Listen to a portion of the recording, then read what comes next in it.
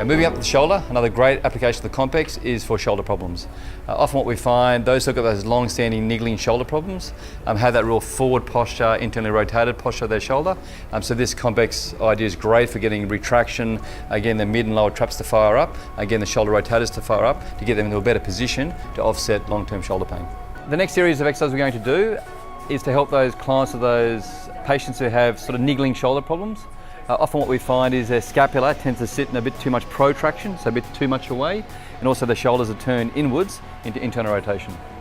So this next series of exercises, using the Compex on the lower trapezius, these muscles here, and also on the back of the shoulder using the rotator cuff, is to get them into more retraction and then into a little bit more rotation. Okay, so just to lock the scapula onto a better position, just to help the shoulder have a better posture.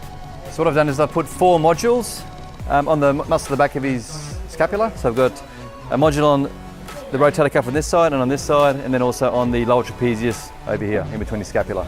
So these will work to retract his scap, and these modules will work to get slight external rotation. So what our client's going to do is he's going to work with the contraction. So as he feels the muscles stimulate, he will start to pull into retraction and then rotation. So he's in the full retraction, he holds that position, and then he releases. Now it's in twitch mode, so it's relaxing. Contraction is about to start again, and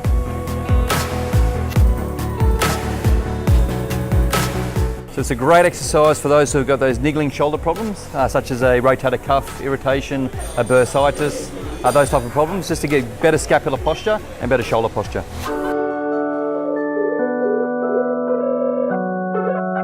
Just to follow on from the initial exercise of retraction and slight rotation, this next exercise is a progression. So we're really trying to muscle up the muscles in between the shoulder blades, so these retractor muscles here, as well as the back of the shoulder, the rotator cuff.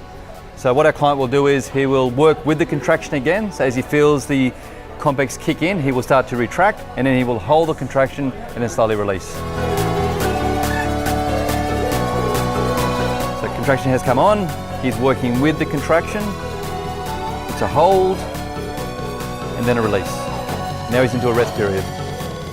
So with the arm position he finishes in, it's a much greater leverage across his shoulder, which means the muscles around here have to work much harder to control the scapular position. So this really does encourage that scapula to come back into full retraction and depression.